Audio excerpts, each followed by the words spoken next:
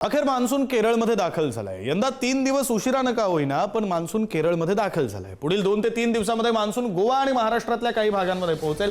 आंध्र प्रदेश, ईशान्य भारतातील काही राज्य तसंच बंगालच्या उपसागर आणि अरबी समुद्रातील आणखी भागांमध्ये पुढे सरकण्याची शक्यता आहे। हवामान विभागाच्या मते दक्षिण पूर्व अरबी समुद्रामध्ये गेल्या 2 दिवसांमध्ये ढगांची निर्मिती वाढली असून केरळमध्ये व्यापक पावसाची नोंद झाली आहे। खालच्या स्तरांवरील पश्चिमेकडील वाऱ्यांचा वेग 20 ते 25 नॉट्स इतका असून त्यांचा प्रभाव सुमारे 4.5 किलोमीटर उंचीपर्यंत दिसून आलेला आहे।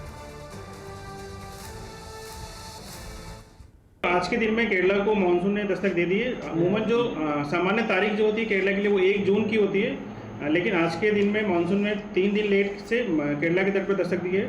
और हम देखेंगे कि अगले आने वाले 48 टू 72 आवर्स में साउथ महाराष्ट्र, जो हम कोंकण या जो आसपास का जो क्षेत्र है, खासतौर पे गोवा, यहाँ पे भी मानसून के पहुंचने की संभावना बन रही है। मानसून जो है विदर्भ को आने में अभी समय है, हम उसके अनुकूल परिस्थितियों पर नजर रख रहे हैं। अगले आने वाले 2 से 3 दिनों के लिए विदर्भ के कुछ जिलों को ऑरेंज अलर्ट्स पे रखा गया, क्योंकि यहाँ पे संभावना है कि कुछ जगहों पे जो हवा की जो गति रहेगी वो काफ़ी अधिक हो सकती है। 50 से 60 किलोमीटर प्रति घंटे की उम्मीद से हवाएं चलने की लगाई जा रही है। आपले प्रतिनिधी जितेंद्र शिंगाडे आपल्या सोबत जोडले गेलेले आहेत। जितेंद्र, प्रतीक्षा अखेर संपलेली आहे। उशिरानं का होईना पण मान्सून पोहोचलेला आहे, भारतात पोहोचलाय, महाराष्ट्रात लवकरच येईल। कशा प्रकारे उशिरानं आलेले या मान्सूनचे परिणाम दिसू शकतात? केवळ शेतीवर नाही, अन्य बरेच क्षेत्र आहेत ज्यांच्यावर मान्सूनचा परिणाम दिसत असतो।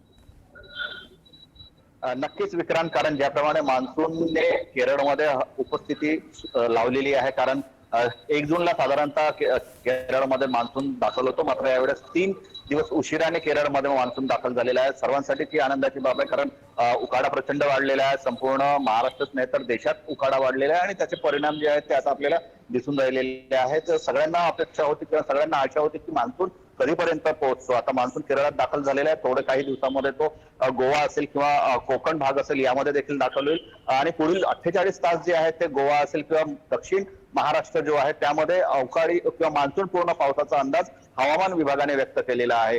मान्सून सरकायला अजून थोडा वेळ लागणार आहे, कारण 1 तारखेला येणारा मान्सून आहे 3 दिवस उशिराने पोहोचलेला आहे आणि अशा परिस्थितीमध्ये 3 दिवस उशिरानेच मान्सून हा जो आहे तो महाराष्ट्रात दाखल होणार असल्याचा अंदाज जो आहे तो हवामान खात्याने वर्तवलेला आहे। दुसऱ्या जर पाहिलं तर विदर्भासाठी जो मान्सून येतो तो मान्सून इकडनं बंगालच्या उपसागराकडनं येतो, त्यामुळे विदर्भामध्ये मान्सून जो आहे तो दाखल व्हायला 15 तारखेनंतरच दिवस उजाडेल अशी शक्यता हवामान विभागाने व्यक्त केलेली। मात्र एकंदरीतच पाहता मान्सून आता हा भारतात दाखल झालेला आहे आणि तो हळूहळू सरकत महाराष्ट्रापर्यंत नक्कीच येईल आणि त्यानंतर जे आहे ती परिस्थिती जी आहे मान्सून तसाही यावेळेस कमी राहणार, म्हणजे पावसाचा अंदाज जो आहे तो कमी राहण्याचा अंदाज हवामान विभागाने व्यक्त केलेला आहे, त्यामुळे नक्कीच काळजी सर्वांनाच आहे। धन्यवाद जितेंद्र, तुम्ही दिलेल्या सगळ्या सविस्तर माहितीसाठी।